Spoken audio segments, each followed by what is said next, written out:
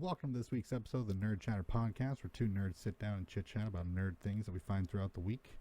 And as always, I'm joined by my good buddy Garrett. How are you, my friend? I'm doing good. How are you doing this week? Not too bad, not too bad. Pretty interesting week on the social media and such. I know it's kind of blew up later in the late part of this week, huh? Yeah, it kind of seems like how it goes. Like Wednesday, Thursday gets a little crazier, and then Friday is like an onslaught. But Yeah. some interesting news regarding some major properties and such. So, we'll get into that here in a bit. But as always, like to go over some of the free and heavily discounted games run across throughout the week. And this week we have a little bit. There's more than just one this week.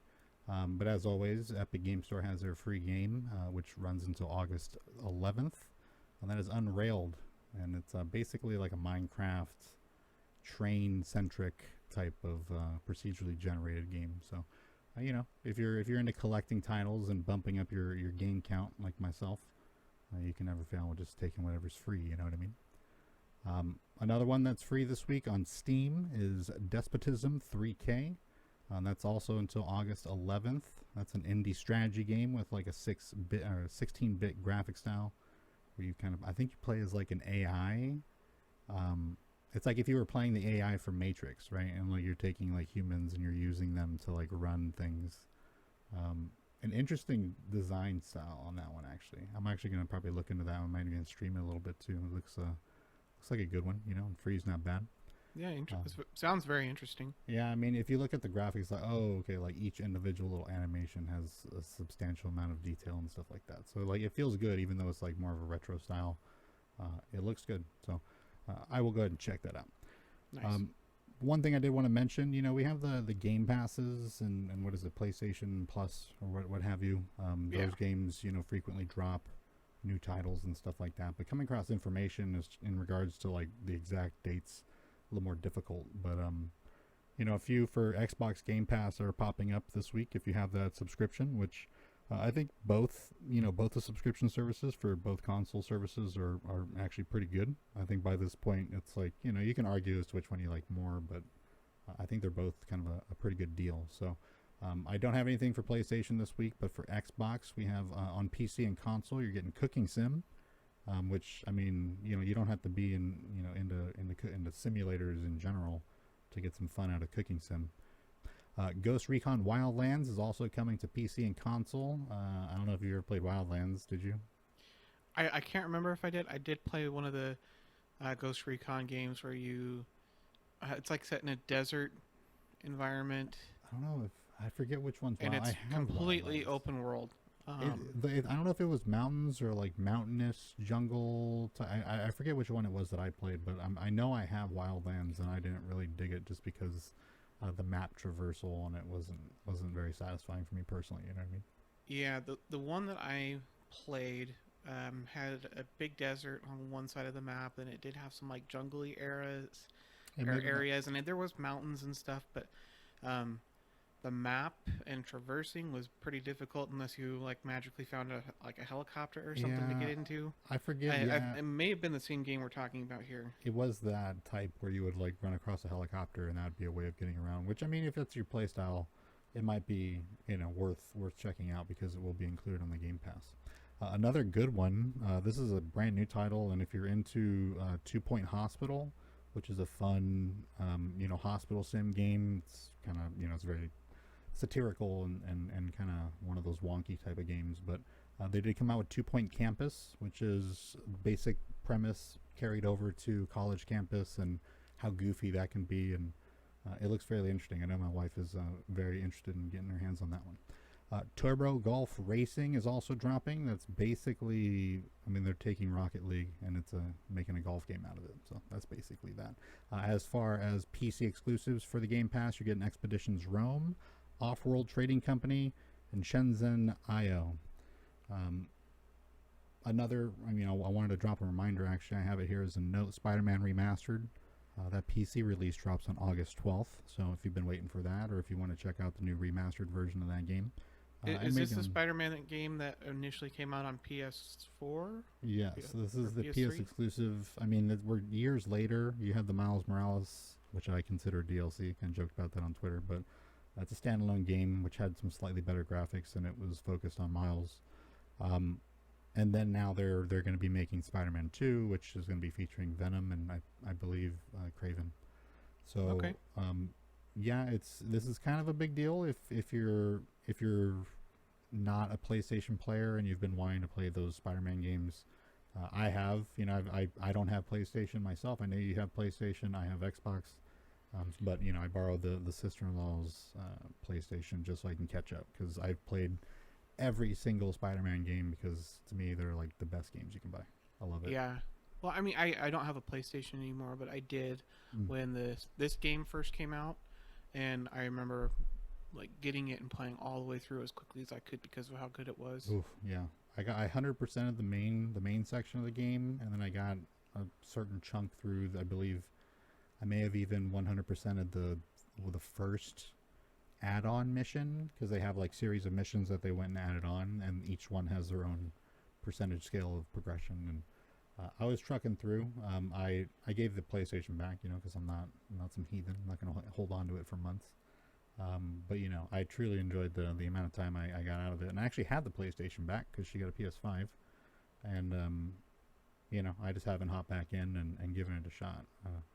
I don't want to restart, so that's why I'm. It's like if I am gonna restart, then I'd rather be on the PC Steam version, which is a heavy consideration on my part. Yeah. And something that I mentioned to you throughout the week, and you said you're not really interested in the playtest for it. But Warhammer 40k Darktide playtest sign up for that has gone live. I'm not sure if it's still active right now, but if you head on over to darktide.live, you can check out the new title that Games Workshop is working on, which is somewhat like a wave-based zombies, first-person shooter. They've had footage at previous game shows and stuff like that. It looked very good. If you're into that type of play style, it's kind of like right up your alley. Zombies is its own genre by this point. And then if you're a Warhammer fan, it's like, perfect. So we'll have the link to that in the description below, but all you got to do is go to darktide.live, and basically it'll have you fill out your email address, and then they will send you a link to fill out a small survey, which, is asking pretty detailed information on regards to like your processor, your graphics card, your RAM, how many gigs you have, I believe, and internet connection, that type of thing. Because they're actually trying to make the game good, and they're wanting people that are probably going to be willing to give a little more information rather than just play it and enjoy it. You know what I mean? Like it's a beta. So this is a play test. This is a bit different. So if you're into that type of stuff and you got the free time right now, maybe head on over and give that a look. Yeah, I remember doing some playtesting for Battlefield 5 when they were doing some low count or low player count add-ons, and they were trying to do a competition mode, and I remember all the questions that they had me do. It's pretty in depth, and I mean they ask about every single thing about your computer, if you've play tested any other games before, and then at the end you fill out a survey and give them as much information about the play experience as you can. So when you do a play test, especially something like this, there's more involved than just playing like a beta a couple months before the initial release. Yeah, I mean, I don't think we're supposed to talk about it. All right, can we talk about it? We're the PlayStation playtesters. Oh no, the EA playtesters. I know in there you're not. It's like don't talk about this, don't talk about that, and all that. But you can talk about it after whatever thing has been released. Yeah, so I mean, you can be a part of that type of community if you're more in depth and want to be, you want to get your hands dirty and get in there and actually try to find bugs and help them. You can take more of a serious approach with these types of opportunities, but don't expect it to be just like, oh, I got to play the beta. Oh well, when's the real game coming out? Like, no, it's gonna be, you're gonna might even have like a specific time window. Maybe on August 23rd between 1 p.m. and 3 p.m. is your window to play. You know what I mean? Yeah. And that's how they're going to do it. It's not this open, just open season, have fun, stream it. That's not what it is. But, if you want to get involved, good opportunity here. But let's go ahead and move on to the segments here. And I think I'm going to open it up here since we have, the two topics, and then we have the roundup, and then we're going to kind of end it there. A heavy roundup, but a couple bigger stories. First off, A completed Batgirl film gets scrapped, and WB becomes Warner Brothers Discovery. I mean, I don't know if you've heard the news. I mean, you told me about it stuff. I think was it Thursday, then Friday when that stuff was really coming out. Yeah. I haven't really dug into it because I knew you'd be wanting to talk about it today, Yeah. and you'd want to present the information. I So, mean, I don't know if I want to talk about it. You know what I mean? But at the we same need to time, talk it's like about it's the biggest news of the week for sure. So you gotta hit on it. well, wrote I up a mean, little this might be blurb the here. biggest news of the month. May very well be. Sorry. I mean, we're still early on in the month, but still, like, this is big stuff coming out. Yeah, and this is. I mean, I wrote a blurb here. It's not small. It'll be a little stinted. I'll read it out, but. There's quite a bit that happened throughout the week. I mean, first it started with one thing and then it went into the next. I'll go ahead and read this. The DC fan base suffered another blow last week as Warner Brothers announced that they would be completely scrapping a somewhat major project revolving around the character Batgirl. With the tumultuous production of $70 million budget, Warner Brothers has decided to make an unprecedented move in completely ditching a fully completed film. A comment made by a source to the New York Post stated they think an unspeakable Batgirl is going to be irredeemable after the film had recently been undergoing test screenings.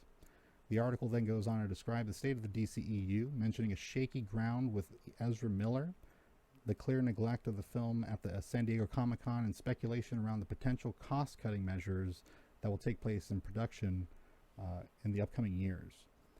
Shortly after the cat was out of the bag, Warner Brothers Discovery made this statement.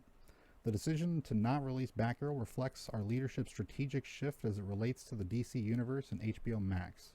Leslie Grace is an incredible, talented actor, and this decision is not a reflection of her performance.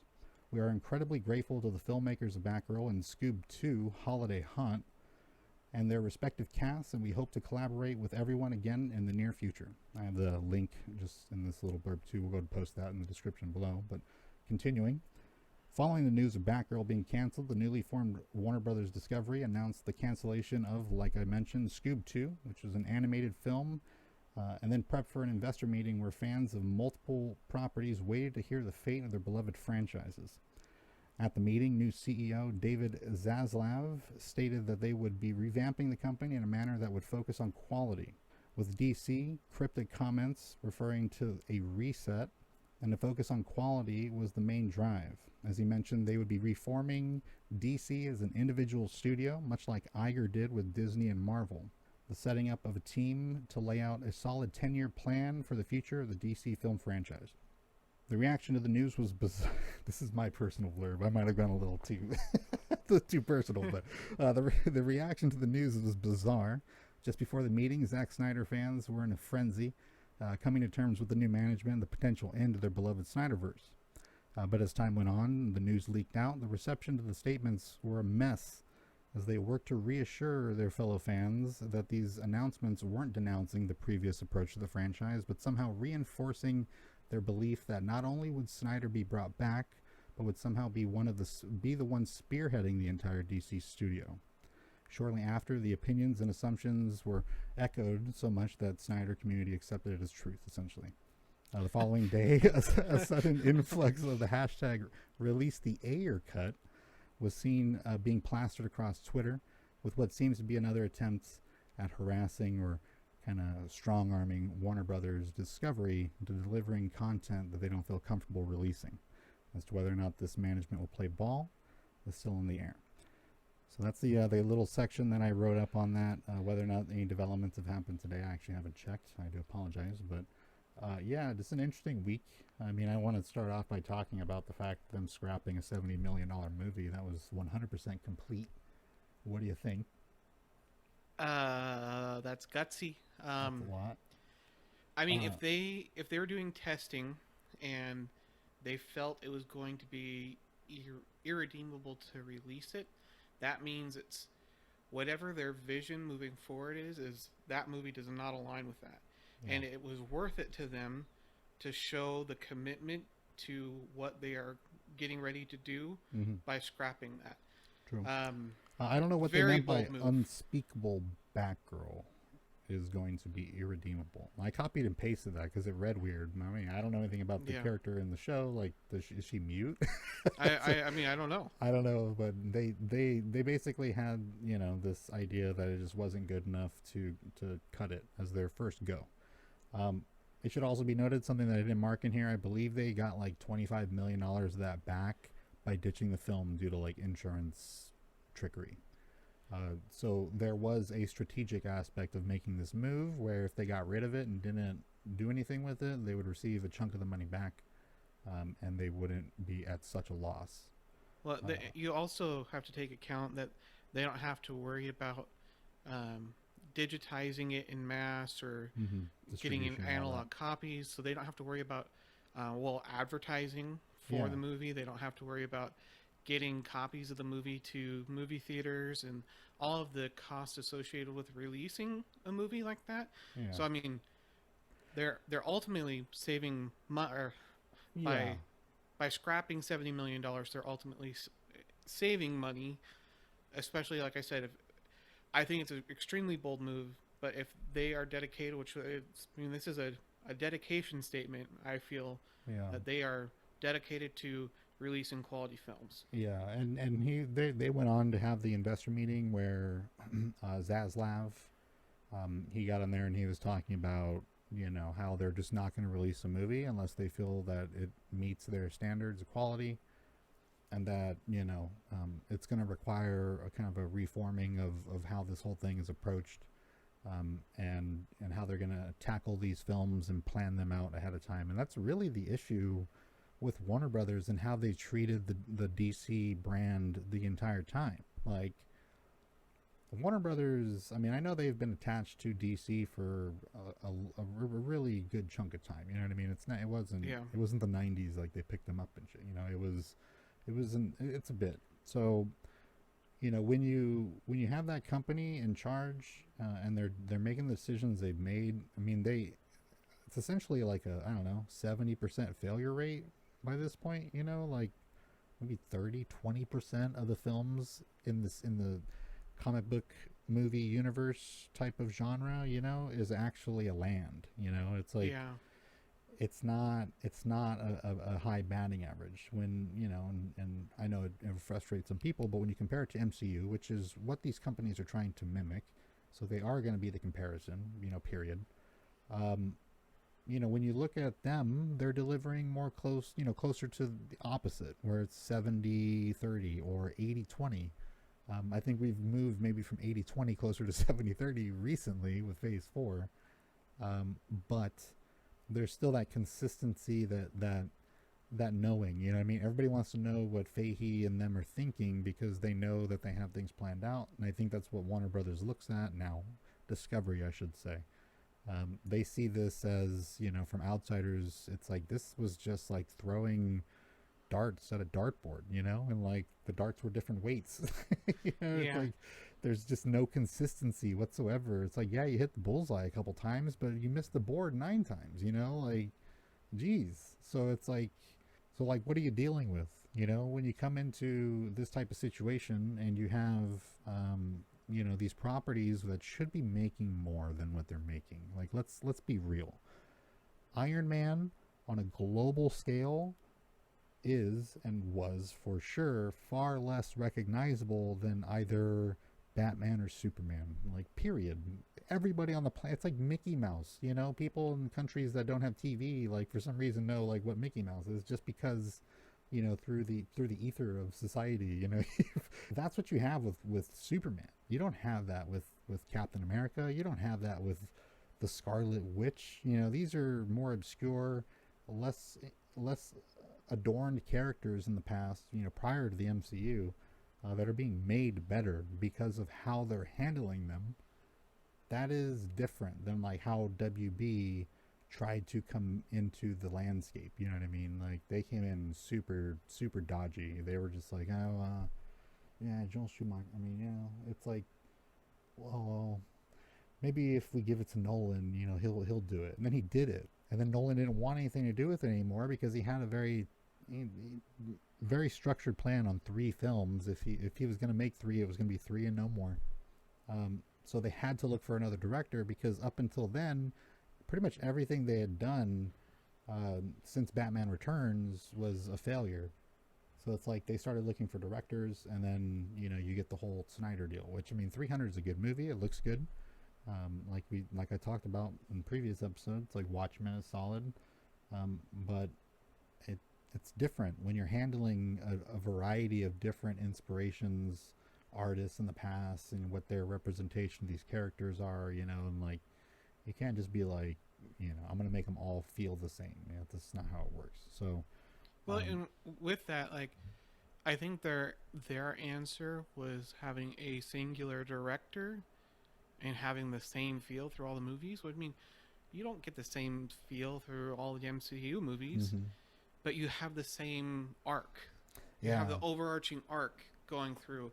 And, I mean, that's going back to Kevin Feige and the plan that Marvel has created. And, I mean, I was joking with you or when you sent me the information about they're creating a 10-year plan, and I was like, oh, that's like, what, 16 years too late?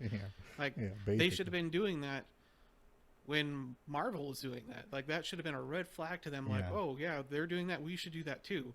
And they completely dropped the ball. And I had mentioned that to you too. When we were sitting in that room and Fahey was telling us about the MCU and like what it meant, it was like hard to believe initially, because it was like you're looking in your mind, you're trying to rationalize, because this is not how this works. You know what I mean? A company just doesn't give you your wish. It's going to be bad one way or another. You know what I mean? Like, it might be good in one aspect and then terrible in the other. Like super hokey acting but really good graphics, or vice versa. You know what I mean? But with Marvel, we were like, Avengers are pretty cool. You know what I mean? Like, yeah, I could see a Captain America movie. Like, that'd be pretty sick.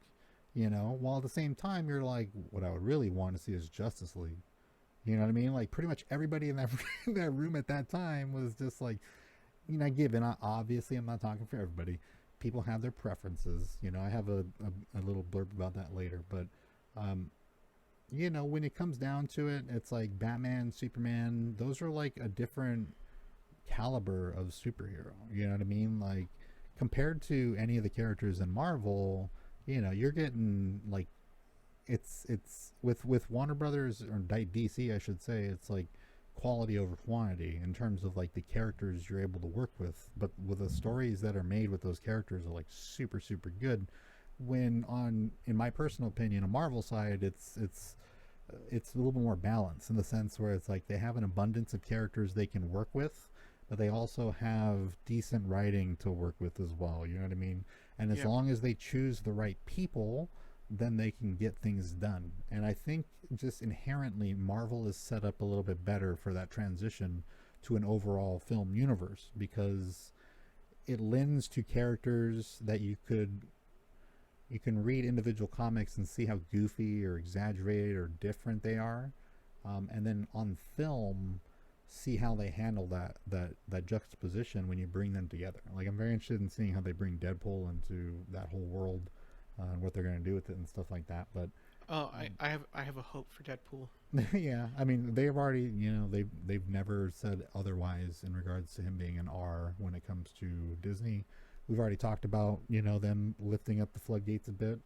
Yeah. The other properties. What I'm talking about is, like, whenever they introduce Deadpool, like, we're going to see him, like, in the old, like, in the X-Men universe. I mean, Ryan Reynolds is looking yoked right now, so, I mean, he could pull it off. Oh, yeah. But what I'm saying is like, we're going to see him over in the X-Men universe, and, like, a portal will...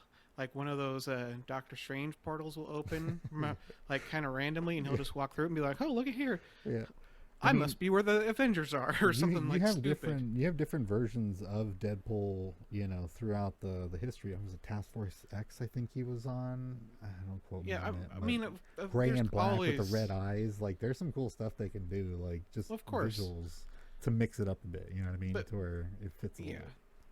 But you know what I mean. Like, there is going to be some breaking. There has to be breaking of the fourth wall when, like, he's being introduced. Like, where he's, I mean, I think one of the best lines from the Deadpool movies, and when he's like walking through the X-Men, like, big yeah, school, yeah. and he's like, "Oh, I guess Fox couldn't afford any other X-Men."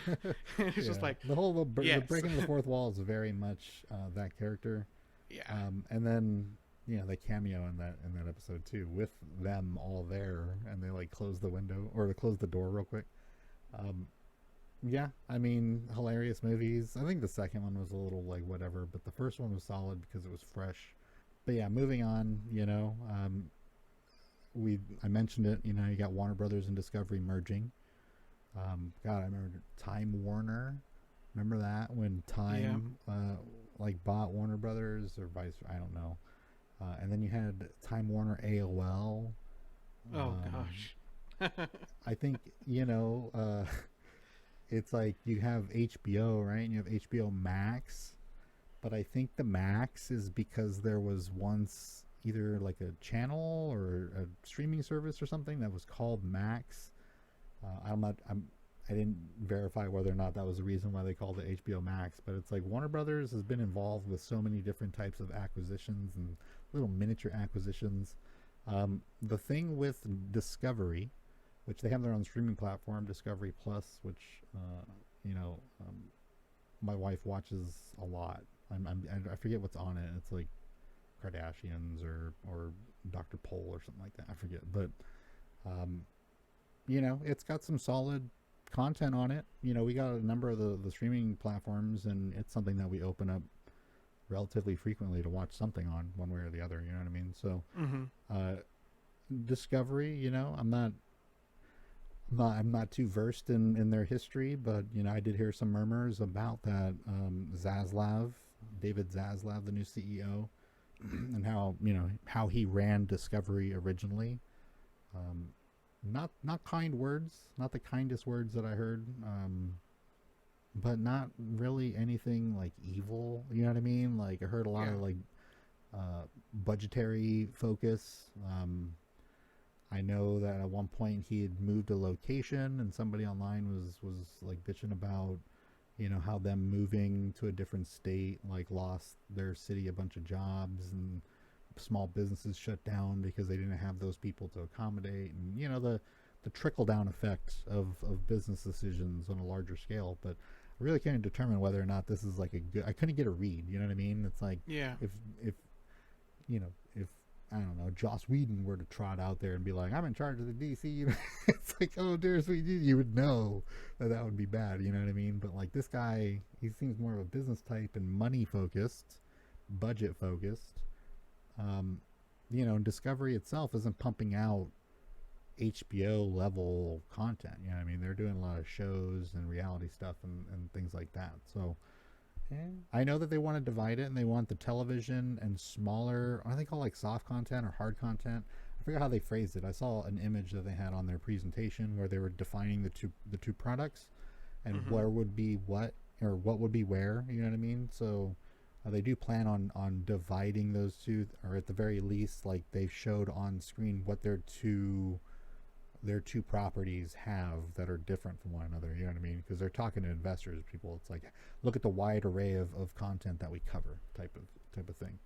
Yeah. Um, I mean, going back when Bob Iger first got to be CEO of Disney, he was money focused, and ultimately, what you need to do, especially in a company that your whole thing is providing a service or entertainment to people, you need to be providing quality entertainment in order to make money. So I think that's where a lot of the overtones and the the press statements and all of the investor talks are about that.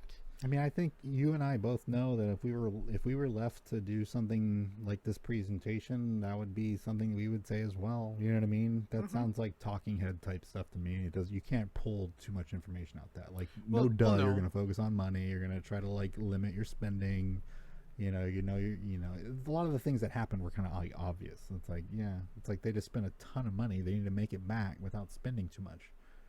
Yeah, Um, but you get what I'm saying though. Like, if he truly is budget oriented, it's going to like it's all about investing the money in whatever product you're coming out with. So if it's a movie or a TV show, having the best bang for the buck, and you do that by making sure that it's quality, so it can sell. Yeah. So My thing, and we'll get into it with the Snyderverse stuff and all that stuff. Like I said, it was very bizarre to like watch because I'm scrolling through here and I'm watching the progression. You know what I mean? From like a third person perspective. I'm pulled back and I'm just kind of sitting there and just watching how the train of thought rolls because you have one person that will take some information and then you have another person that'll take that information and then proclaim it as fact. And then you have like a series of people, and we discussed this, a series of people that then latch on to that self-proclaimed fact, and then it becomes a source. There was, it was like it was faster. It was like whiplash, dude. It was going so fast. And I'd mentioned it previously with like, how they were releasing information. I think it was like Comic-Con and stuff like that. Um, how these stories kind of form and how hard it is to track, but this was like shared like delirium. You know what I mean? Like they were perpetuating their own facts and then using it to kind of reinforce their own beliefs. You know what I mean? And it was happening on such a fast scale that it was so hard to follow because it was like people jumped to calling things facts so fast that I spent more time looking for sources for what they were saying, and it's like, oh, okay, it's not a fact. It was literally just like what he said 15, 20 minutes ago, 30 minutes ago on stage, but they're just taking like more out of this than they need to be. You know what I mean? So it's like they example, I think it was like if you go to HBO Max or if you go to their website, it had like an animation for some of their properties, and one of them was DC, and it showed Ray Fisher, and it showed Ben Affleck as Batman, and Henry Cavill as Superman, and Gal Gadot, and blah blah blah. And it's like this confirms that they're going to be sticking with the original DC, and that this is going to be how it's going to be, and they're going to bring back Snyder and all this. It's like, what? Like, what are you talking about? Like, what do you mean? Like, that doesn't mean anything. It means nothing. see, I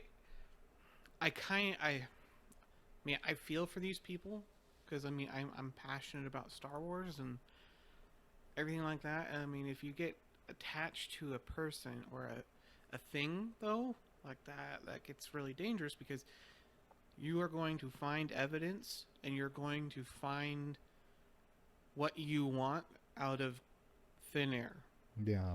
And it's because you are desperately hoping and clinging for whatever you want to come true. And unfortunately, I mean, from everything that's been stated, it sounds like the DC or the Snyderverse is coming to an end. They're planning to build a team, right, of like a handful of people, because I think they kind of understand that.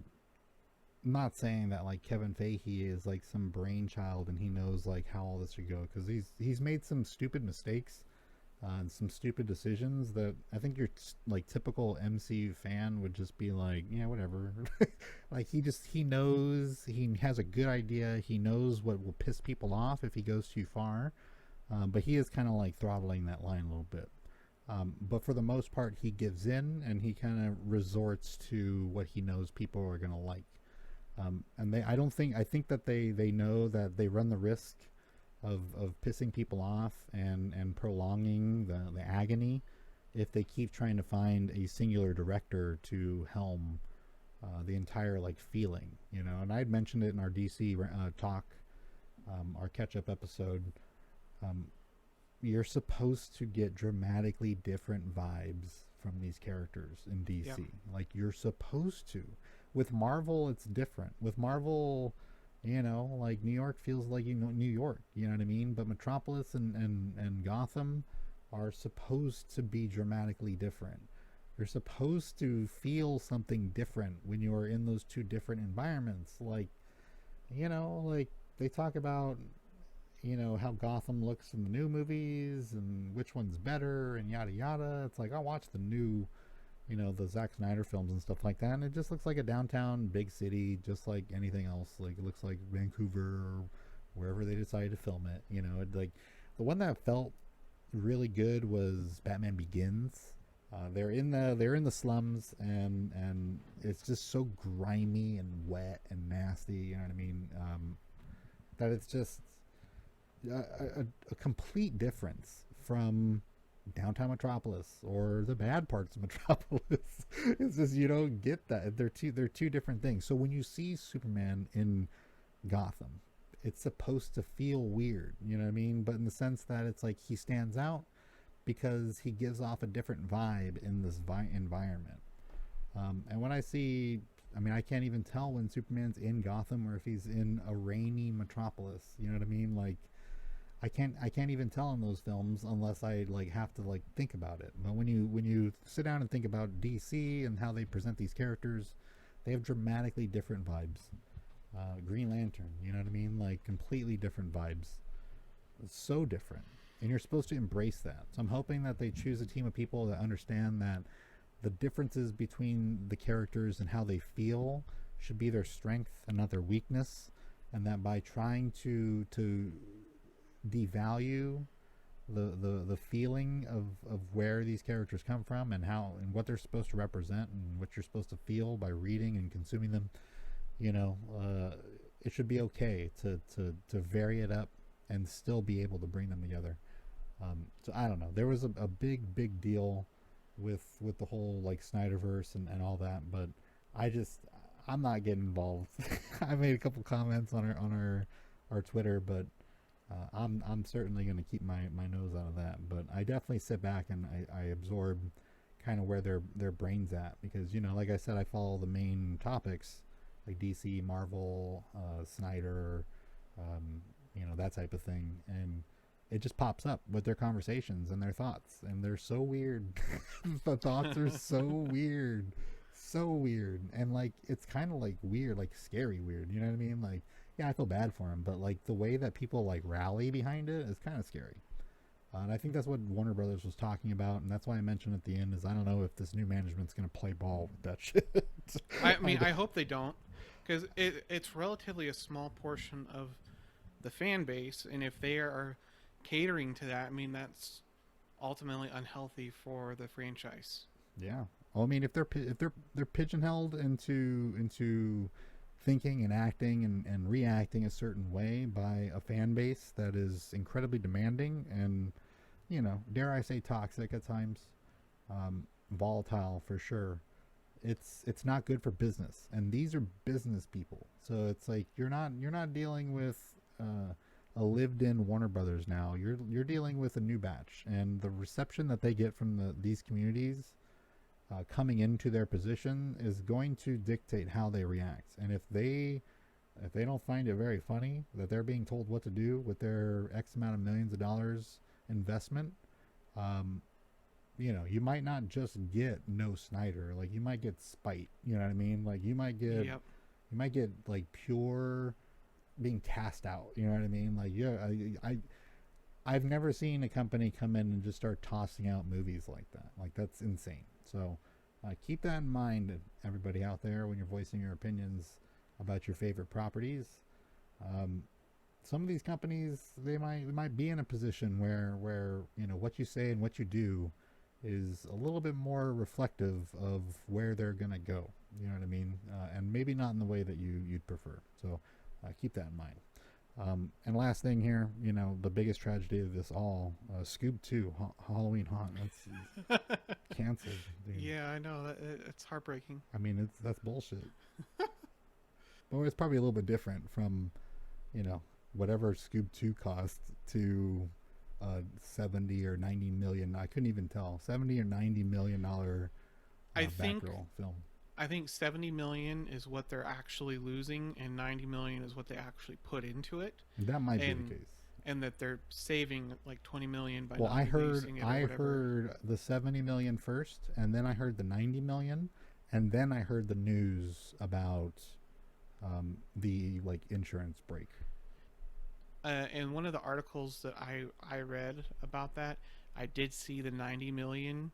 I haven't seen the 70 million, so I'm guessing that's what you're like reporting is that it's after the insurance break and yeah, no, 70 whatever million else was the going on. first. I think the original source of the leak stated it as 70 million, and then it kind of just grew from there. At one point, I saw somebody like mention 120 million. So I don't even know, but Regardless, that's a lot it's of a money. lot. But let's think about that for a second. Where does that go? It's too expensive for an HBO Max, and it's too cheap for the movie theaters. So what was it? You know what I mean? Like, how bad was this thing? Like, because if people went in there expecting to watch a theatrical movie, you know, this is the introduction of Batgirl into the DCEU, and they got this HBO Max crap. You know what I mean? Like, was it that bad, or Well, I like mean, vice versa? if it was a $90 million production, that is in the territory of a theatrical release. One that is very tight on the budget. However, it's still well within the realm. Um, if it was $50 million, or I mean, even still, like $90 million is an expensive like TV movie or HBO movie or whatever. But still, like it is in that weird like limbo Yeah. zone, if you will. So that was my thing. It's like now I'm kind of curious. I want to see it. And see Yeah, how bad it is. I don't want it to come back, and I don't want it to make money, but I want to see it. See how bad it was. I'm curious. it'll leak at some point. It has to. If it's completed and they have test screeners of it, it'll come out eventually. Yeah. I It's don't just know. a matter of time. I just think we should start, hashtag release Scoob 2. That's my suggestion. So, next on the docket. Yeah. So this week, another trailer for the Andor series released, and with it, they had three different magazines do cover stories for Andor. So a lot of information dropped this week. I have a list of stuff. Then there's a person who broke their NDA about um, Mm, the initial screeners that got sent out. So I have a with little blurb from them. Disney? Oh my god. He's I probably know. locked in like the cells underneath Disney World right now. The person obviously was very. I mean, they used a burner account of some sort, and anyways, so there is some description at the end that I'll read off. Um, anyway, so I'm gonna go through this information that we can discuss. It is the first Star Wars show of the Disney Plus era to not use the volume. It's relying on traditional blue and green screen and traditional sets. It will only run for 2 seasons. And the last scene of the show in the 24th episode will walk the audience directly into Rogue One. And so that's going to be like pretty much a seamless transition to Rogue One. They're already planning out season 2, and we'll be filming it in November, or the starting of filming will begin in November. The whole show is being described as politically charged with overtones from real political issues being in the show. There's going to be a 3 episode premiere on September 21st, which was delayed from August 18th, which I is the saw that. same. I saw Yeah, that. Heartbreaking, truly. yeah. Well, that's the same release date as She-Hulk, so they did it to not interfere with She-Hulk, which I mean, I'm not sure how much that overlaps. it's true. Uh, I mean, It's the real, eyes for sure, and if it's your own platform, you don't want to like undercut yourself for sure. But yeah. So I get it. It's still sad. I'm much looking forward to Andor than I am me too. She-Hulk. Me too. Um, Which is weird too, because I don't mind She-Hulk. I was like, that'd be pretty dope to be honest. It was like a new Hulk, and yeah. then it's like, whatever. But Andor looks gritty. Yes. So we have some information on like where this is actually going to be placed timeline wise. So season 1 is going to cover a full year of Cassian's life. And that is going to be 5 years before Rogue One takes place. Season 2 will jump in between different events over the course of the next 4 years leading into Rogue One. Each 3 episodes will have its own arc with a single director for each arc. So it'll have like basically a mini movie every 3 episodes, which I think is really intriguing to keep. Typically, What? they go a full season, and then they'll have one or so of a 3 episode arc. You know what I mean? That's typically like how they handle TV shows. But them doing it every three, is Yep. that what you mean? Like every three? Yep. Ooh. Yeah, so that's kind of interesting that they're doing it that way for multiple reasons. But there's 12 episodes per season, so there'll be 24 episodes in total. They have outright said that there's going to be a very large spy element, and the ISB, or the Imperial Security Bureau, is going to be heavily involved, which will be fun to see them outside of. I think Rebels is the only place we've really seen them. I mean, we see like on the Death Star in New Hope, like a ISB person, but we don't know anything about it. But we see it a lot in Rebels. What is it? Imperial Security Bureau. It's basically like the CIA and FBI of the Empire. Do they just like look like officers with different insignia, or? Well, okay, so yes, so ISB officers wear white, or traditionally they wear white uniforms and have different badges. Isn't that what's his name was in Rogue One? He did wear white, but he was not ISB. No, God, I haven't seen that movie forever. Yeah, watch that. Director Krennic is who you're thinking of. He was a character in the first Battlefront game, wasn't he? Or was that a mod? I think he was a playable character. Yeah. Yeah. Ooh. And that had that like 6-shot pistol thing that was pretty powerful. They have some decent characters in that game. Yeah. All right, continue. Anyway, so the ISB is going to play a big involvement in there, so that'll be fun to see them be like the sneaky bad guy, or the stealthy bad guys. Yeah, so you think it's some spy action? I mean, that's really what this is going to have to be, right? Oh, yeah. It's definitely going to be a spy film, and it sounds like it's going to be very character-centric. Then K2SO will not be present at the start. Thank you, Jesus. And it may be for the whole first season that he won't show up. Hey, yep. Nice. They did say we will see him, and we will see how him and Cassian first come into contact, and how Cassian deals with K2SO. Yeah. So that will be a thing. Just we don't know when, but it's not going to be at the first part. Yeah, my chick likes him. I don't like that character. I just hate the snotty. You know, they're just trying to make, because R2's got some sass. And that's R2 has a lot of sass. So they want every robot that they want you to love to have sass, and it's like, all right, man, whatever, dude. It's like, I like C-3PO too because he's a dork. Yeah, you know what I mean. So it's like, we got some variety here. Like, they don't all have to be all sassy. Like, geez. With K2SO, a lot of his spunkiness, if you will, comes from his reprogramming. Yeah, because he was originally an Empire service droid. Well, they gotta have some type of reasoning for them to always make the same character. I don't say same character, but you know what I mean. Like, they gotta have different personalities. Like, what about a timid and flustered robot? You know, like a little bit more like a C-3PO, but effective. You know what I mean? Like, oh, they have those. Yeah, but you never see them. The ones that they want you to buy Legos for, which my chick has, is the one that always has some limelight and always has a personality that feels more human and stuff like that. Watch Rebels. Yeah, that's what everybody says. I know it has everything that you're wanting. All right, you got more on the list? What? You got more on the list? I do. So next thing on my list is the last part before we just get into a discussion about this is, so this is the initial screener reaction from a unnamed source. This was posted on bespinbulletin.net, and this person originally reported or like put their stuff on Reddit and a couple other places.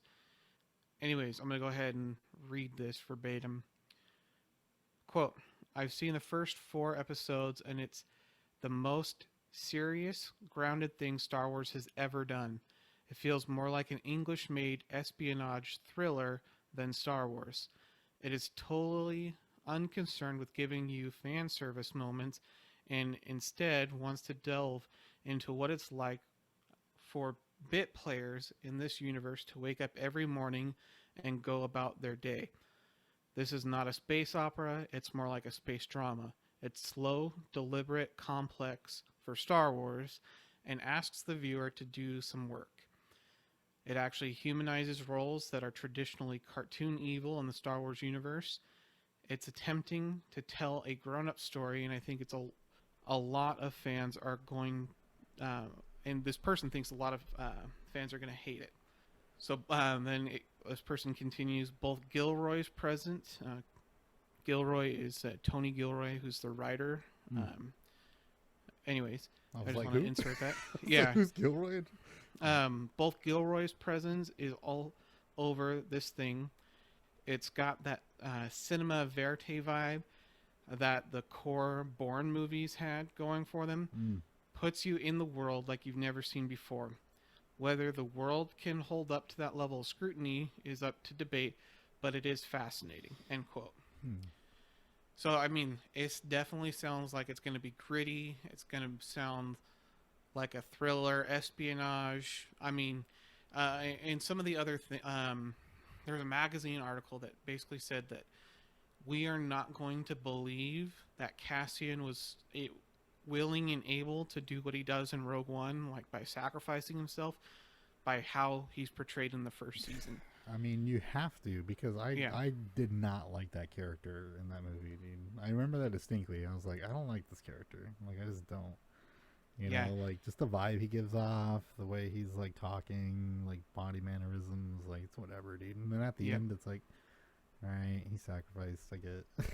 It's like, okay. And from what it sounds like, I can't remember if, one of the things that they're aiming for is that when you see him in Rogue One in that very first scene, he's on that planet there, that city planet, and he finds that the leaker and gets that information and he kills him. You're like, we are meant to feel sad for him at that point and truly understand that he's done things or unspeakable things in the name of the rebellion. So we're going to see that stuff, and I think that's going to be really fascinating to see. Yeah, I'll have to take it in with a fresh mind. I'll watch the film again before. Had some decent shots in the film, but I remember the film had a different feel. It was definitely better than Solo, in my opinion, but it's definitely better than Solo, and it has its own vibes. And I know you don't like Solo as much, and but I mean, I like Solo. It's okay. Whatever it ended up as, I didn't dig. It felt like that's not fine. fleshed out. You know what I mean? So whatever. But with Rogue One, and I think we're really going to see. I think we're going to see Cassian in a whole new light because of what we see in this show, and I'm just really excited to see. Because I mean, they're really trying something different here, from what it sounds like that we've ever seen in Star Wars, from the animated shows or the TV shows that we do have in the movies, and this excites me. It's something new and fresh from what we haven't got before. Yeah, and I mean, listening to it, it has an end, right? It has a definite end. Yeah, right? They have to stop. It is with a character that you're already familiar with. They're still going to have some type of fan service. What was the guy's name? Like, I'm with the Force and the Force is with me, or some whatever. Like, so, I mean, that was annoying to me. You know what I mean? Like, I couldn't stand it. I was like, all right, Chief. But, you know, you're going to see him. You're going to see all these other characters from those films, right? I don't think we will. And if we do, I think we'll see it in Season 2. Season 2, yeah. But I'm just saying that, you know, they're going to have to pull on some type of member berries a little bit. And when the closer you get to the end of it, it's going to hit hard. I think you're right, and I think the member berries that we will see are going to pull from the animated series or Rebels way more than it will pull from the films. Yeah, and they were the Empire was at that planet to harvest kyber crystals, weren't they? Yes, the one that you're talking about in Rogue One. Yeah. We get some kyber crystal activity, then I'll be happy. You know, I don't got too much to look forward to in regards to giving me information, because you and I have been over this, and I'm different from you. I don't care. I think the best time for the trilogies, or the original trilogy, was before Episode 1 was made. You know what I mean? Like, the best time to absorb that story was before it started to be expanded on, and having absorbed that story that way. Every time they add something, it like irks me, because it's changing something that's been the way it was, and then they've just started adding on to it, and it's been like morphing into something bigger and lumpier. So, you know, like, I don't really have too much in forms of expectations. And I definitely don't want to be, overwhelmed with a bunch of appearances and stuff like that. I mean, obviously they can't do too much with this very streamlined story. You know what I mean? Not too many people. I mean, if they really started bringing in so and so stop by and so stop by, you know what I mean? Like it'd be really weird with this story. So having an end, having some limitations on who they can actually have appear, because with Mando in the first season, it was glorious. You had very little referencing to outside this little contained story. The second season, they just went off the rails with that, which is why I think the first season is like beautiful cinema because it's like its own Star Wars thing. It was so separate, and a little bit of here and there, but really when it came down to it, it was its own thing. And this kind of sounds more in line with that. Like it's going to be its own standalone story. And like I said, if it's anything to do with that planet and the Empire coming and being involved with like kyber crystals and stuff like that, any little bit of that information would be interesting. But anything else, I really don't care. I don't believe so. Yeah, we'll see. Interesting though. It sounds very structured. It sounds like there's some type of confined story, I guess they can tell there. And is it, with such limited wiggle room, if they felt that they could produce something that's solid, then whatever, I'll give it a shot. Like I said, I'll watch the film and get refamiliarized with that. But whatever. We'll check it out. Yep. All right. So, like I said, we didn't have too many big stories here. I do have a series of little small mentions like we normally do. Kind of checking out our Twitter, looking through that and seeing what I retweeted throughout the week or commented on or just kind of mentioned.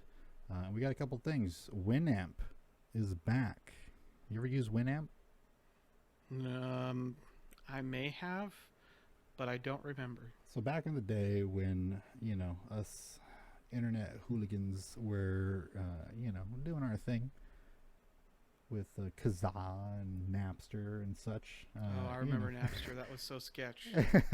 you had means of playing, much like VLC now, if you want to play, audio or videos or whatever, you had your own little application to play your music, much like iTunes or what have you. Winamp was customizable, had some sliders on it, you can adjust some things, and it was kind of just the all-around media player for Windows back in the day. You know what I mean? Everybody had their own little designs. If you like cars, you had car themes. If you like comic books, somebody made a Marvel theme or a Spider-Man theme or a Batman theme. And it was just kind of fun, and at one point kind of outgrew itself. You know what I mean? No real need for it with the way that media is transmitted now and how people consume it and stuff like that. It kind of got archaic. 2013, I believe, was the year where they scrapped the original build and it was just unsupported from then on out. And then in 2018, somebody, I think DJ Egg was the individual, somebody from the original team announced that they were going to revamp it and try to bring it back. The big issue with that was having to migrate it from Visual Studio 08 to Visual Studio 2019. And it seems like the primary issues with the whole progress of it was related to that. And if you do download it now, you still may have bugs and issues and stuff, but this is the first build that'll work with your newer PCs a little more fluidly. And if you want to kind of relive that memory of having all your music on your desktop and shuffling through it, and give it a shot. We'll have the download for that in the description below, and a link to the article as well. PC Gamer. Next here, we're just talking about DC, Warner Brothers Discovery. Zaslav made the comment that they love Black Adam and Shazam 2. They didn't mention Flash. They talked about their issue with Batgirl, but they said they love the Black Adam and Shazam 2 films, and they feel they can make them even better. What do you think? I mean, does that mean they're going to postpone them, or they're just going to do some tweaking and editing? I have no idea. What does that mean? I don't know what that means, but it's like, I don't know, it kind of like sent a chill down my spine a little bit when I read that. It's like I got, like we were talking about Solo, it's like I got Ron Howard flashbacks coming in to take over. I mean, it's like, we can make this better. Let's bump up the color. Let's do this and this, and it's like, oh God, no, oh God.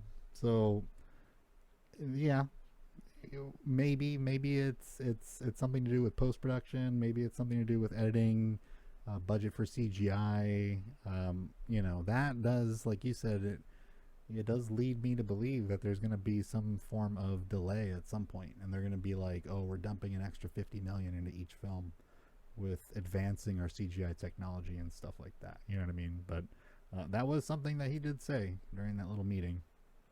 Next on here, Stadia lives, is not being shut down. Google is keeping Stadia. Discuss.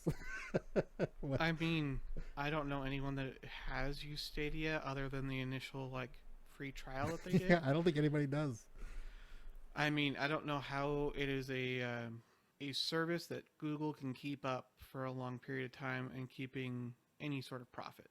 Yeah, and with the way that Google's track record is with these types of ideas, I mean, it has lasted a little bit longer than you would assume, right? Yeah. I mean, even by this point, if they did announce that they were going to be canceling it, it still feels longer than your typical Apple venture. What happened to Google Glass, or not Apple venture, but your Google venture? What happened to Google Glass? Is that still a thing? I forgot that even existed. Like, I mean, that was hyped really hot for like a couple months, then it just disappeared. Yeah, and I can see how that technology can be integrated into things like motorcycle helmets. But it's not. There is a company out there that made something. I forget if it was a scam or not, but a HUD and a rear camera on the back of the helmet. Bada bing, bada boom. Yeah, but, I mean, have a cell service. Do we see that? No. Do we see that widespread? No. No. But I mean, people would pay for it. You know what I mean? Like, a $1,500 helmet, which, I mean, they already cost more than that sometimes. you got a $1,500 helmet that basically has a cell phone built into it, to where it's all voice operated, and a non-invasive HUD that allows you to see clearly at all times with a rear camera. I've seen that type of technology. You would expect that to be incorporated, but instead they're Google over here trying to make the next portable gaming console or whatever the hell. Stadia is so bad. It is atrocious. The lag on that is bad. I don't know how you can be expected to play any game, let alone multiplayer game. Like, imagine 2K on that. No, that gives me nightmares. It's right already there. like just thinking about 2K online. Period gives me nightmares. Imagine that on a Stadia. Oh my god, that's night terrors. I mean, when we played 2K together a couple years ago, and like it got a pretty bit frustrating about at times. that, it was really frustrating because we'd get lag out of nowhere. There's so many just swats I could have got on your ass, but I didn't because that lag. Yeah, it was always the lag. God damn it. Next one here, Jared Leto has reportedly been cast as the Hatbox Ghost in the upcoming reboot of Disney's Haunted Mansion. I'm kind of stoked about a Haunted Mansion legit try. I saw the Muppets Haunted Mansion last year for Halloween. Whatever. It's a Muppet movie. It was funny, but it's like, it got me thinking about the Haunted Mansion as a whole, because it's very much a Disney entity. You know what I mean? You got your hitchhiking ghost and your Hatbox Ghost and that type of thing. But it's something that's never been done justly. They had that 90s or early 2000s with Eddie Murphy, I believe it was. Don't quote me on that. Yeah, that one. I know exactly what you're talking about. Yes. And that is a cluster of a movie. Yes. And, that's a really cool place. Like, that's one of my favorite things at Disneyland. I mean, grew up near Disneyland my whole life, so I didn't respect it as much as your typical Disney fan would. But whenever I'd go and actually decided to care, that was one of the things that always brought me joy, was the Haunted Mansion. Now that I'm older and deprived of it, it's like, I'd probably enjoy everything there a lot more. But that's one of those things where it's like, you could really make a cool movie, or maybe even a show, like a series about this. But we got that on the horizon. Next one here, I did mention previously HBO Max and Discovery Plus being merged, but you also have the streaming platforms. You have two separate streaming platforms, HBO Max and Discovery Plus. As to whether or not they're going to form them into one singular streaming platform or offer them separately, kind of like how Disney does with Hulu. I don't know if you know that Hulu is owned by Disney, and that was kind of one of the big things as to whether or not they were going to carry it over, but they didn't. I think they did that a little bit sloppier, and I think that Warner Brothers, with the way they laid it out, it's like, oh, you would have a pretty solid defining line between those two platforms. It kind of feels a little hokey with Hulu, but you do have that, and then no word as to what the name would be. What would you call that? HBO Discovery, HBO Max Plus, HBO Plus. Yeah, so. I don't know, but I mean, whatever they call it, there's gonna be some lingo for it. And it's gonna be stupid. You're like, everybody whatever. will get used to it. You're like, whatever they call it, I'm not buying it. I don't care. Well, I mean, I do like HBO Max. HBO Max is solid. It is. Yeah, they have a lot of good stuff on there. So it's like my wife and I will rotate which streaming platforms we have. I mean, we have like Disney Plus and Hulu as our standards. Yeah. Then we'll rotate between Netflix, Paramount Plus. Yeah, Netflix is hit or miss. All that type of stuff. For sure. Yeah, and that we used to have Netflix all the time, and then would have, HBO or whatever when something was specifically coming out. Yeah, you're like, but yeah. Netflix has just gone down in what they have in quality recently, so it's just Which I do have need it all the something time. to say here in just a minute, actually. But yeah. Continuing on, Diablo Immortal player upset with Blizzard, says he paid roughly $100,000 on the game and has nobody to play with. Who can spend $100,000 on a game? Period. Yeah. I mean, how much money does this person have to blow $100,000 on a video game? Yeah, I mean, I've watched this unfold and basically it was a streamer, a lower end streamer, I believe. Don't quote me. I'm not into the Diablo scene. But I did watch his messages before and after. But Asmongold, if you know who Asmongold is, but he's an OG streamer on Twitch, an absolute degenerate human being, but very lovely gentleman. he just lives in his own filth and wallows in his own filth, but he loves it, and his fans do too. One of the highest viewed streamers on the platform with over 100,000 average, I believe, which is insane. XQC, other big streamer, gets roughly around the same, but a little bit less on a consistent basis. This guy plays like nothing but World of Warcraft and has held over 70,000 viewers for almost a decade. It's insane. I'd say almost a decade, but progressively in that scale. So a big name, but he brought light to this because it is a Blizzard product. Watched his video, and this guy goes on to say, he does it and making content with it. You know what I mean?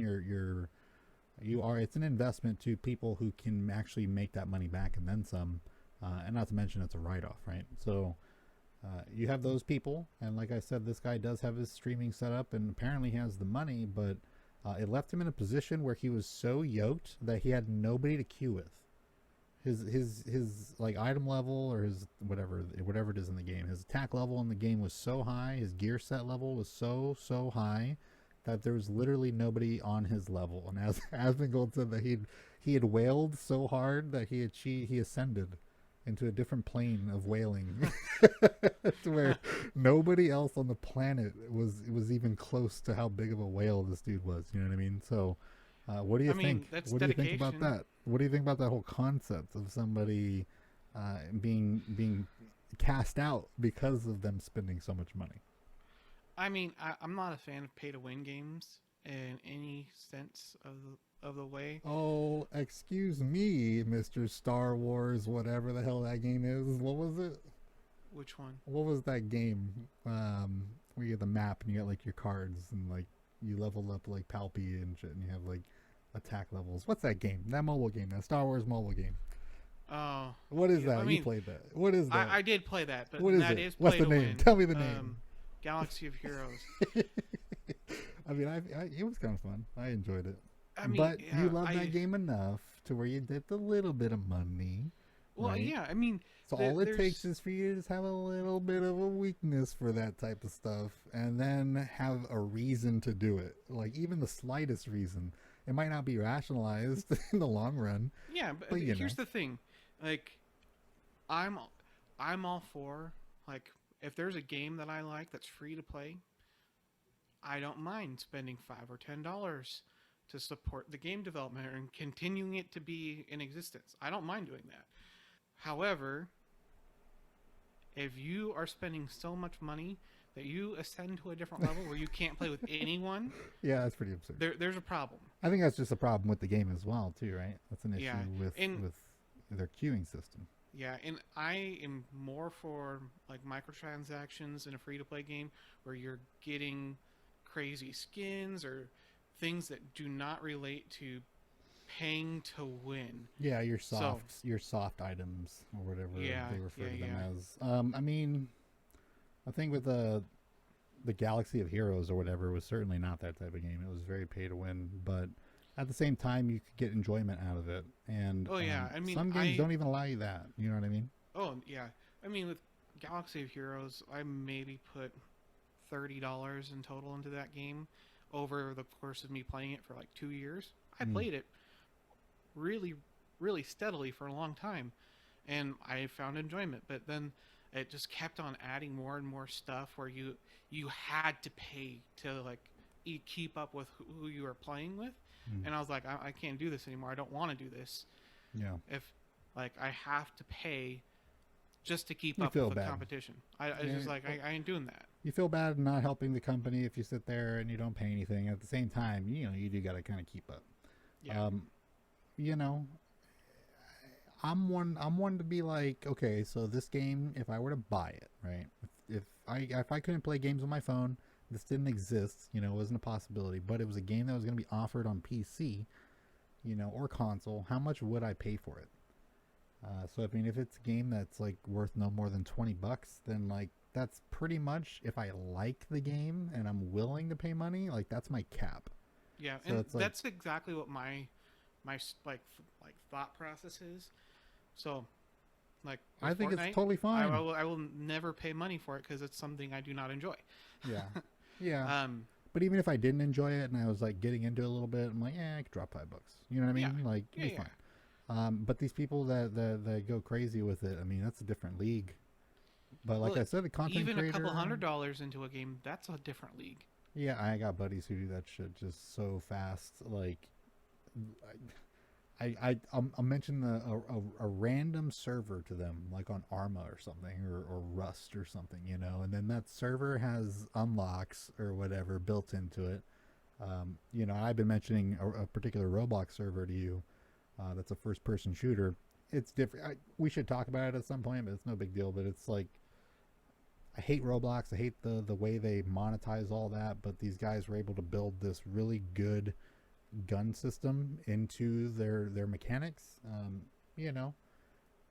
getting into that point where it's like I'm playing so much time, it's like I might drop like $5 for the dev team. It's like I get some stuff, but at the same time, like, this is really good. You know what I mean? Like, it's solid, it's free, and if it was its own little game, like, I'd pay $5 for this shit easy. You know what I mean? So I think it's relative to your standards and kind of like what you would actually be willing to invest into these smaller communities. But when we're talking about Diablo Immortal, dude, you're a whale if you're doing that. You know what I mean? Whales got to feed, as it's been put, and whales feed on impressing others and wanting to be on that same level from your peers. And if you have nobody to queue with, he can't feed. He's gonna starve. That's really what it was. And this gentleman went and I believe he was mentioning how he was considering asking for a refund, which, I mean, could lead into a lawsuit, to be honest, the way that this whole thing sounds. That amount of money is nothing to scoff at. Yeah. And if it gets down to it where he legitimately wasted his money based on a misconception on how they angled this, then that's an issue. And I think Blizzard responded how they've like already started changing things, and they like immediately jumped on it. But he had done everything he needed to do prior to that. He went through all the channels you or I would have gone through. He made like a forum post. He put in support tickets. I think he got somebody on the line at one point. And it was always just like some bullshit. And he made the video. Asmongold watched it with like 120,000 people watching. And then it just spread like wildfire. And how that works online, is that these people who are outraged by finding this out all collectively share their outrage at the same time when it's released like this. You know what I mean? When somebody watches it in front of an audience, 10%, 5%, 1% of that 100,000 people messaging Blizzard straight like a machine gun is enough to get their attention, and it did. I didn't follow up on the story. I did see that he made a second video and he mentioned how they reacted and how they're working with it and they changed some things and this and that. But he commented on how he was kind of bummed out and just, it leaves a bad taste in your mouth and stuff like that. So, I think it's another thing. It just makes the industry look bad when you have these excessive pay to win games that don't even take care of their big boys. You know what I mean? Yeah. Again, I'm just dumbfounded about like having the money and being able to drop $100,000 on a single game, or even more. Like, it hurts my brain when people like I know people that have dropped hundreds of dollars into games like this, and I'm just like, how in the world can you do that? Like that. I have two. I did it once for Counter-Strike, the one to begin it all. Well, I should say the second to begin it all. The first one to do it, from what I understand, was Team Fortress 2. With their hats and stuff like that. And then Counter-Strike was the one that really hit it because of how widespread that game was. But, I did spend some hundreds on keys, which each key was $2.50. And each case you had to either play to unlock or purchase on the store for like 30 cents, 25 cents each. Yeah. And then you unlock them. The thing is, how much time was that? Did that go over? It's probably a couple years, right? No, a few months, a couple months. Okay. Maybe not even that. The people that I'm talking about, they'll drop like $100 or $200 on a single game in a month, and it just hurts my brain. I mean, I did it in the sense that I knew that I could, if I got something, I could sell it, and I did. I got two. I got two knives. One sold for $490, and then the other one sold for $375. So I made like $300 on it. I think like $200-$300. I think I walked away in profit with that, and that was straight cash. That wasn't because it was like an outside marketplace. Gotcha. A little sketch, but in that sense, I did come back in an investment on it. But doing it, I felt like scummy. You know what I mean? Like I just felt like, oh my god, I'm burning so much money. But it all worked out for me personally. But I do know people. Watch streams are all over the place. At one point, Trainwreck TV, he was dumping tens of thousands of dollars a night on cases. Now he burns hundreds of thousands of dollars a night on online gambling. So I mean, it's a vibe. Yeah, Trainwreck TV, sponsored by I forget what online slot betting digital currency. Let's just put it that way. I forget what currencies they have in there. You know what I mean? That's nuts. I mean, I've seen him win $900,000 in one roll, over $1 million in one roll. So I mean, we're not talking like this man is up. I guess he's down. He says, but he'll go down $400,000 in a night, and then he'll hit a $900,000 jackpot. So I mean, it's crazy, but that does exist out there. It's a complete different argument that has its own shade right now, but it's in the same vein. The exploitation of money through the art of video games, not cool. Last one here, before I have a little bit of a recommendation, actually. Giancarlo Esposito stated he has met with Marvel to discuss a role and stated that he has interest in playing Professor X. He did mention a couple other parts, including Magneto, I believe. But I think his personal statements, the video of him on stage actually talking, and he was saying this, but he did let it out of the bag that he has met with Marvel regarding something. So, we might be having Gus head on over to Marvel. What do you think about that? I really like him as the dude in Mandalorian. I think he does a villain, like a good villain. So I mean, if they did a Magneto or something like that, and you want him different than the traditional Magneto, I mean, he'd be perfect for it. I don't know how I feel about him wanting to play Professor X. Yeah, I think he's like typecast. You know what I mean? I'd have to see something that he does where he doesn't act the same. Yeah. Because I mean, he's always kind of felt like Gus, just in different outfits. I'm not sure if you watched Breaking Bad. I think we might have mentioned it, but it's a fairly progressively risque show, and when he gets involved, it's some of the best TV ever made. He's so good. I mean, there's one scene that comes to mind that's like the most hardcore badass thing I've ever seen ever, but I won't spoil it for anybody that hasn't watched it. Watch it. Anybody out there, watch it. Get past the first season, and then it's off the rails. Like you gotta earn it on that show, and when you earn it, it's like they were waiting for you to earn it, and then they just let you have it, and it's insane. It's a good show. But his role in that was very predominant villain, and like I said, that style is very reminiscent of everything that he's done that I've seen him in. So I don't know. I don't know if I want him in there. I mean, if they are going to bring him in there and he can't do anything other than what he does, then they need to bring him in as a character that does it like he does. Yep. That's just kind of how it is. But and that's why I'm like, he plays that character in Mandalorian really well. Yeah. And I said I don't know if I could. I don't know if the vibe check. It's hard. It's hard to like visualize where he would land. Yeah. But that is a thing. He did mention. I guess we'll see. But it's always cool. Yeah.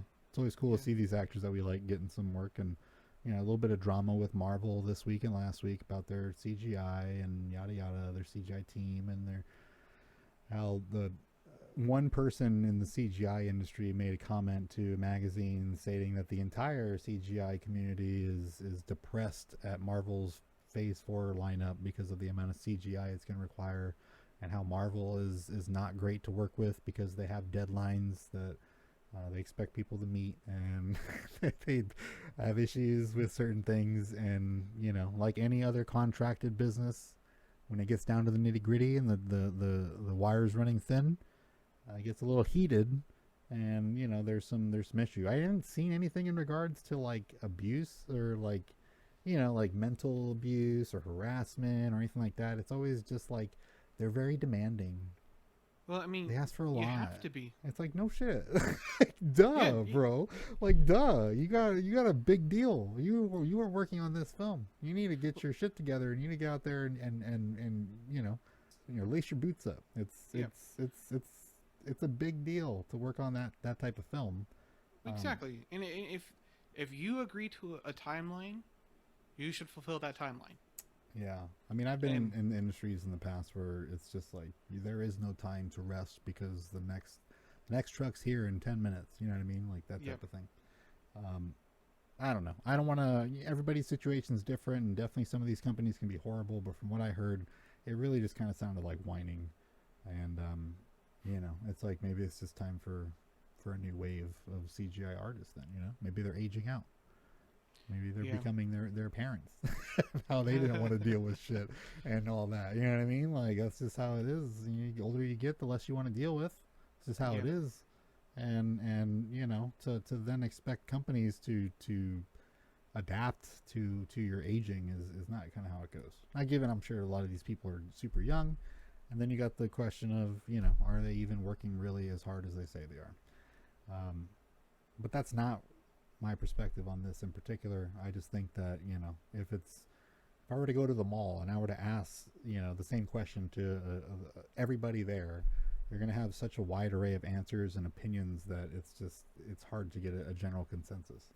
And until I see something like in writing that Marvel like truly does suck, I'm just going to kind of take it as passive bitching on behalf of some people that have never worked like a real job. You know what I mean? So I don't know.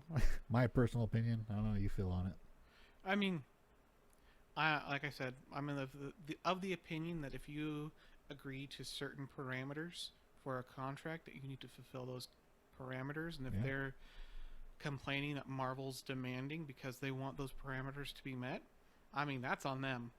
Yeah. That sounds like whining to the upteenth degree. Yeah, I mean, you and I work for a tech company, right? A small tech company. Yeah, and we had deadlines to fulfill. We had deadlines. Yeah, we had to do it. I was the account manager. I was the person that was handling those deadlines, and it was like, no, dude, like there is no like, get it done tomorrow, or can you wiggle it in tomorrow, before lunch type thing. I remember I would have like certain, I forgot his name. I won't get into it, but types of things where it's just like, no, dude. Like the ultimate point is the fact that the consumer, the customer, has to have this perception of trust and reliability, and you just have to stick up to it. You have to do it. We said that it can get done because this is what we expect, and we know that it can be done. And it needs to get done, so go do it. Like that's just how it is. And if you can't, then we'll give you a couple more tries. And if it's bad, then you're out. That's how it is. Typically, with any like scene, they give the a scene to a CGI company, and that they run with it. Yeah. And they typically have like a overall like CGI company that kind of meshes the scenes together and everything like that. So they do work with a lot for every single film and every single show. That's just how the business is right now. Yeah. So, well, I mean, you got people that are trying to phase that out, right? So, yeah. I mean, you have that, right? We're at a precipice where you have people like Jon Favreau and Disney with the volume, which you're going to be diverting your direction from CGI hiring, which right now they're complaining about too much work. To then migrating over to a real-time modifiable volume type setup to where minimal CGI is required, touch-up work possibly can be done in-house completely. Yeah. Then you have a plethora of CGI companies that are going to go out of business because Disney pulled business out of their city. You know what I mean? Like, It's that same story like I was talking about earlier. It's like, don't complain about having too much work ever. Like, you don't do that. You know what I mean? Because like you could have no work and then you'd have no job.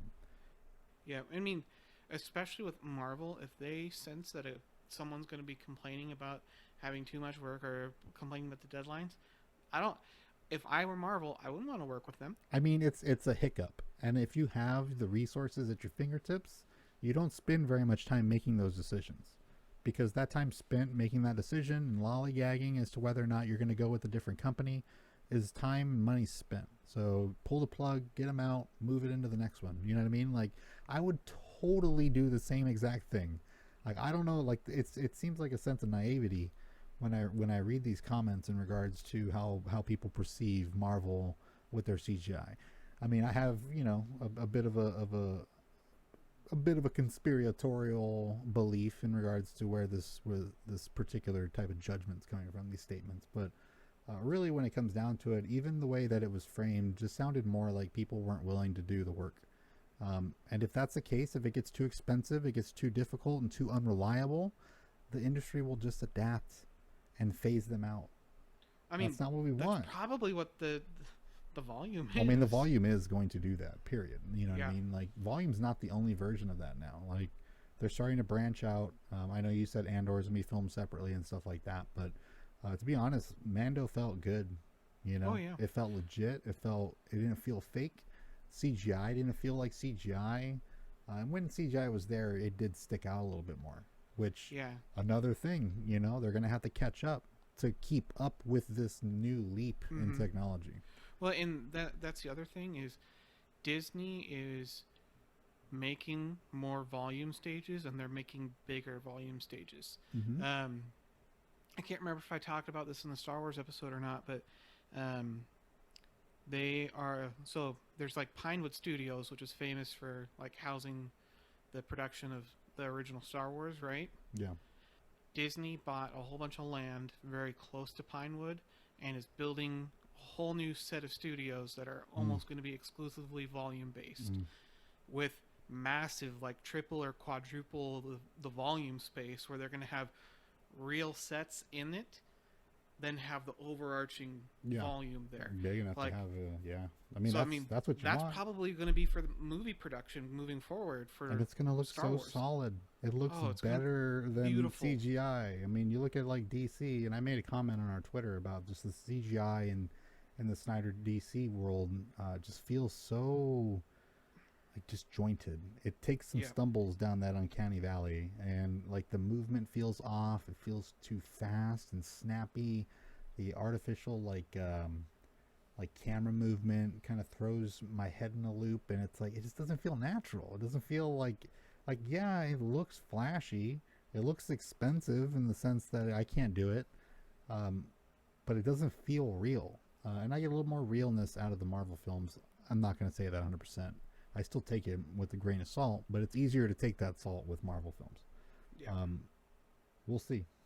A last one here. A little recommendation. I mean, I mentioned it to you. It's the Sandman, Netflix, right? Netflix coming in with hot trash lately. I did watch the Sandman. For anybody that doesn't know, and I mentioned it earlier, actually, like real fans and like back in the day before the MCU, like what fans look like and stuff like that. So this takes me back. Used to be on the website Newgrounds, and I remember Newgrounds is a website before YouTube. On 99 I think is when it popped up, or something like that. 98. That's where people shared Flash games and videos that they made. It's a pretty toxic community, but that's where games like I think Gish, Super Meat Boy, Alien Hominid, what's the other one? Binding of Isaac, Castle Crashers, and a couple others. These games went indie. They made huge money and very successful, and then branched off into game companies, small indie game companies and stuff like that. So it's a website that had a lot of history, and the OGs out there will definitely know what's up.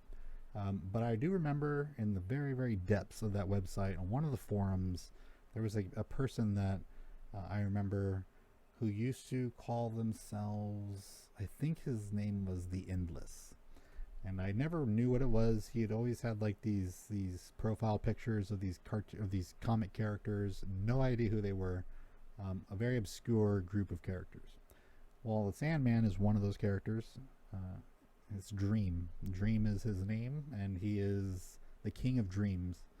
He's basically the person that controls the dream world, nightmares. He creates dreams and nightmares, and he governs the lands that people visit when they go to sleep. So he has the ability to travel to people's dreams and all this shit. And he does have like this crazy gas mask, but instead of a hose, it's a spinal cord. He has a gem, and then he has a bag of sand that lets him like travel and do all this crazy shit. It's actually a really good show. And that's the thing, is like, it's Netflix. I didn't expect it to be good. But it does feel more like something that would land on like HBO, which, to be honest, I think it should have, right? Like, it's a DC property. So what it is The Endless is the group of siblings that that the Sandman belongs to. I think it's like Death, Despair, there's a couple others. Basically, your different dark entities, and they all run their own lands that control people, like their inhibitions and their dreams and their wants, their needs, that type of thing. There's this faction of family members out there that do their thing. They all control their own little realms. Despair, I remember being one of them. It's a very dark show. It has a lot of pagan imagery, satanic imagery. It's just how the comic was written, how these characters were written. One of the siblings is Death, so obviously there's that character's job, what they do. So it's like you have this entire family, and that's kind of the premise of the show, or the comic, I should say. And the show follows Sandman of that crew, which is Dream.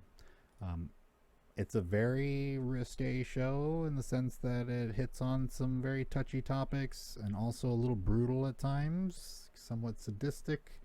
But as far as like a show, production, acting, feel, it's top notch. If you like the darker stuff, or if you're cool to watch the darker stuff, and you don't know issues with the references to Satan and Lucifer and Morningstar and all that shit, it's a solid watch. It is a come up for Netflix for sure. So that's my just personal recommendation.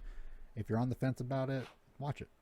Yes, I do have one. Rumor states that Ben Affleck was called in for reshoots to replace Michael Keaton for the Bruce Wayne cameo in the upcoming Flash film. A report states the cameo of Michael Keaton was confusing to test audiences, and they decided to bring Ben Affleck in to swap him out so people are more familiar and stuff like that. Pure speculation and rumor right now. And then when asked Keaton whether or not he had seen any of these films, he said, "No, I have shit to do." So that's that rumor I wanted to throw in there. Is that the explanation as to why Ben Affleck was on set with Momoa, or I should say on lot at WB when Momoa was there, what he was doing. I think he was dressed more of like your Bruce Wayne type deal, and I had speculated in a previous episode, right, that he was most likely just going to come back as a Bruce Wayne cameo, not a Batman cameo. Yeah. But these stories like to run with it, that he's coming back in the costume and blah, blah, blah, and they get really descriptive when it takes the reader in a completely different direction when they should be thinking something a little more simple. So there was that one. And then, the other one was EA says single-player games are really, really important, the company says. So, I mean, that has...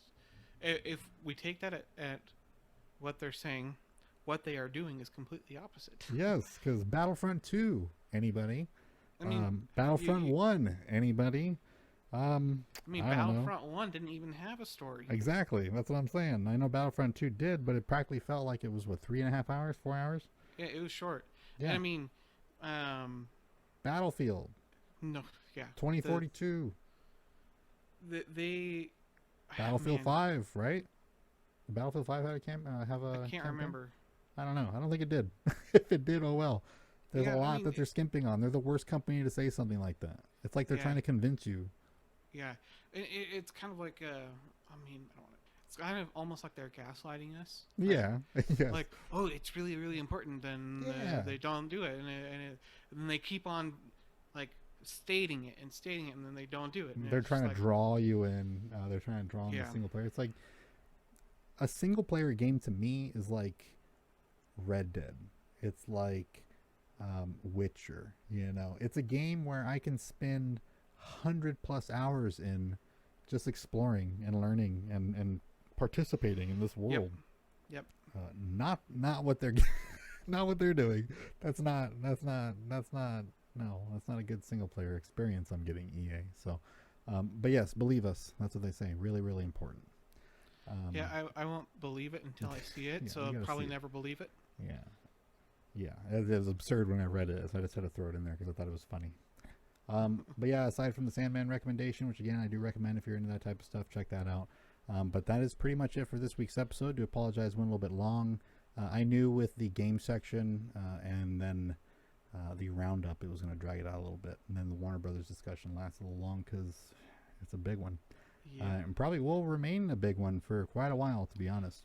Well, I would imagine that we're going to get more information over the next couple of weeks, so we'll probably have some more tidbits here and there updates, coming out. Yeah. That'll probably fall into the roundup section at the end there. Yeah. But yeah, to anybody that's wondering, you can find us on social media at Nerd Chatter Show at Twitter, Instagram, Twitch, Facebook, all that good stuff. If you're interested, you can head on over to our website, where if you're listening to this on any of the podcast platforms, you need access to any of the links for the social media, you can head on over to nerdchatter.com. There's also another way to listen over there. And you can find the podcast anywhere you can find podcasts, including Spotify, Apple Podcasts, Google Podcasts, YouTube, and pretty much everywhere else. I think Caster's in there or something like that, right? Yeah. Wait, I actually learned that it's on Audible too, because we do through Amazon Music. Ooh, nice. And we did get it up on Google too, yeah. So we are pretty much everywhere. Yeah. We are everywhere. That's a good one, actually. Audible. Nice. Yep. It makes it sound like professional. I know. But yeah, if you're interested in becoming part of the community, we do have our Discord, which is kind of just a chill, laid-back area where we share some stories throughout the weeks, free game links, all that good stuff, chit-chat. Feel free to join. Link down there in the description below. But you can also become a Patreon supporter over at our Patreon page, which, again, link is at the bottom But we record extra stuff. We leak out information, share images, that type of thing over there for people that are interested in supporting the show. I think that rounds it up. Garrett, thank you for being here, my friend. Of course. I apologize for my mom. Yeah, I mean, stuff's going to happen. We're going to have longer episodes. We're going to have shorter episodes. That's just how it is. But it's always real. It's always fun. Yeah. And I don't think I'm going to edit tonight. I might edit a little bit tonight, but I am going to go and hop on to Twitch and stream a little bit. Nice. But anybody listening, yeah, you can watch. Probably not going to play because I know you're out right now. Yep, I'm not home. Yeah, so I'm gonna hop over there, play a little bit, check out maybe like that Roblox server, maybe a little Trackmania, maybe a little Marvels, Avengers. We'll see what's up. But like I mentioned before, you can check that out over at twitch.tv/nerdchattershow. We do it like once or twice a week for like an hour or 2 hours, whatever, and it's a good chill little experience. And it'll be pretty nice tonight. It's a nice chill summer Saturday afternoon. So I want to say thank you to everybody that stopped by, and we will be back next week. Are you good next week? Yeah. All right. So yeah, we'll be next week with some stories that we gather up throughout the week, and we'll go from there. So you guys take it easy.